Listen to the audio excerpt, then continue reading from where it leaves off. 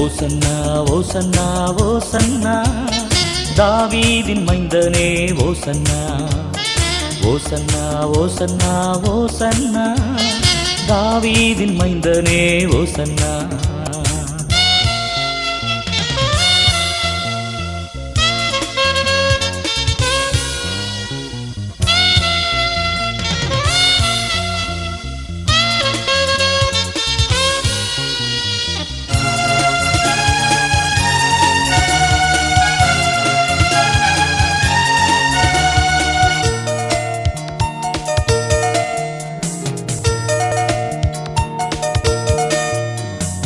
ஏசையா மேசையா ஓசன்னா என்றென்றும் வாழ்பவரே ஓசன்னா ஏசையா மேசையா ஓசன்னா என்றென்றும் வாழ்பவரே ஓசன்னா எனக்காய் வந்தவரே ஓசன்னா என்னையே நேசித்தீரே ஓசன்னா எனக்காய் வந்தவரே ஓசன்னா என்னையே நேசித்தீரே ஓசன்னா ஓசன்னா ஓசன்னா ஓசன்னா தாவீதின் மைந்தனே ஓசன்னா ஓசன்னா ஓசன்னா ஓசன்னா தாவீதின் மைந்தனே ஓசன்னா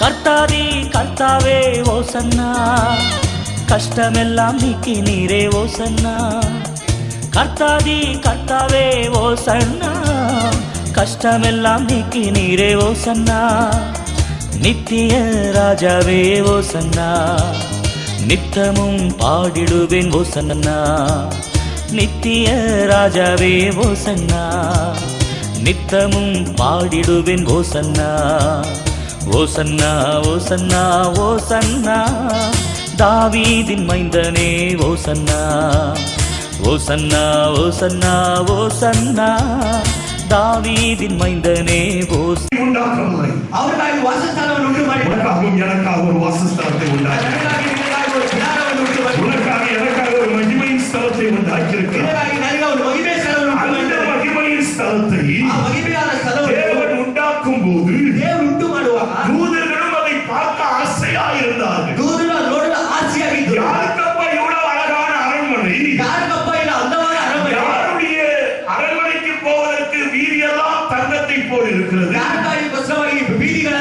யாருடைய தாகத்தை தீர்க்க ஜீவஜலம் நதி போல் ஓடிக்கொண்டிருக்கிறது, யாருடைய பசியை தீர்க்க ஜீவ விருட்ச கனிகள் காணப்படுகிறது என்று சொல்லி தூதர்களும் இன்றைய தினத்தில் புரியாமல் எனக்கும் ஆயத்தப்படுத்திக் கொண்டிருக்கிற அந்த மகிமை ராஜ்யத்தை பார்த்துக் கொண்டிருக்கிறார். அந்த மகத்துவமுள்ள ராஜ்யத்தை பார்த்து பார்த்து ரசித்துக் கொண்டிருக்கிறார். இப்ப யாருக்காக அந்த ராஜ்யம் ஆயத்தப்பட்டிருக்கிறதோ அந்த ராஜ்யத்தின் ஜனங்கள் சிங்காசனத்துக்கு முன்பாக இருக்கிறதை கண்டார். அவர்கள் நிற்பதை கண்டபொழுது அவர்கள் தேவனை ஆராதிக்க ஆரம்பித்தார்கள். இருக்கும்போது நாங்கள் ரொம்ப கஷ்டப்பட்டோம் ஆண்டவரே. உலகத்தில் இருக்கும்போது உடைய நாமத்தை நிமித்தம் நாங்கள் துன்பப்படுத்தப்பட்டோம். உலகத்தில் இருக்கும்போது உடைய நாமத்தை நிமித்தம் தூஷிக்கப்பட்டோம். உலகத்தில் இருக்கும்போது உடைய நாமத்தை நிமித்தம் நாங்கள் வெறுக்கப்பட்டோம். உலகத்திலே நாங்கள் இருக்கும் பொழுது எங்களுக்கு பலவிதமான நெருக்கடிகள் காணப்பட்டது. குடும்பங்களின் நெருக்கடி வந்த போதிலும் உண்மை ஆராதிப்பதிலே நாங்கள் பின்வாங்கவில்லை. போராட்டங்களும் பிரச்சனைகள் வந்த பொழுதும் உண்மை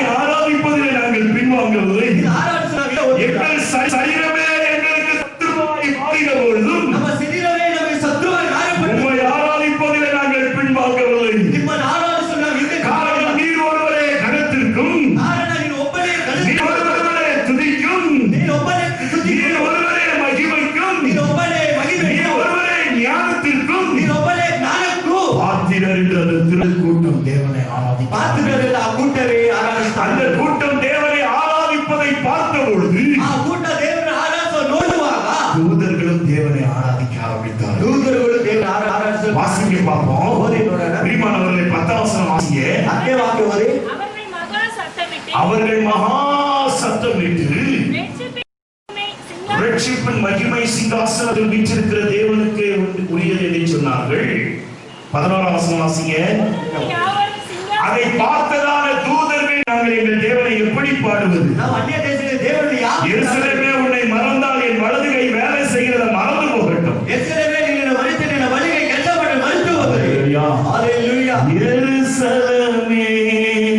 உன்னை மறந்தால் வாழ்க்கையில் செயல் இழக்கும். மகிழ்ச்சியின் மகுடமாய் கருதாவினில் நாமெல்லாம் ஒட்டிக்கொள்ளும். மகிழ்ச்சியின் மகுடமாய் கருதாவினில் நாமெல்லாம் ஒட்டிக்கொள்ளும். மகிழ்ச்சியின் மகுடம்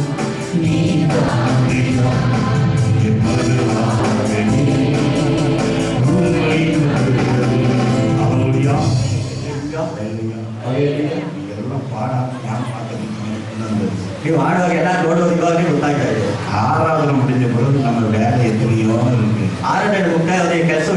வேலைக்கு போறதுக்கு முன்னாடி நான் இங்க பாடிட்டா படத்துக்கு என்ன செய்யுமா? செயல் இழந்து போகும். ಇವನಿಗೆ ಎವಡ ಚರಕು வேணும்னு கேட்கச்சல நான் தான் ஓட்டினேன். ஐயா நீங்க ಎಷ್ಟು சரக்கு ಬೇಕಮ್ಮ நாயக மேலே அட்ಕೊಂಡಿரு. எப்போ எருசலேம் மறந்துட்டான். எருசலேம் மறந்து ಹೋದರೆ. அதனால தான் நீங்க பாட மாட்டீங்கன்னு எனக்கு கொஞ்சம் பயமா இருக்கு. அதனால ನೀವು ಆಡುವುದಿಲ್ಲ ನನಗೆ ಸ್ವಲ್ಪ ಭಯವಾಗಿದೆ. ஹalleluya. ஹalleluya. கூட சேர்ந்து பாடுவீங்களா? ನನ್ನ ಸಂಗಡ ಆಡುತ್ತೀರಾ? மகிழ்ச்சி மகுடம் நீதானியா என் மனவாசனே உம்மை மறவே மேல பாடல் நீரே இரவெல்லாம் கடலில் நீரே மேலான சந்தோஷம் நீரே நாளெல்லாம் உம்மை பாடுவேன் என் மேலான சந்தோஷம் நீரே நாளெல்லாம் உம்மை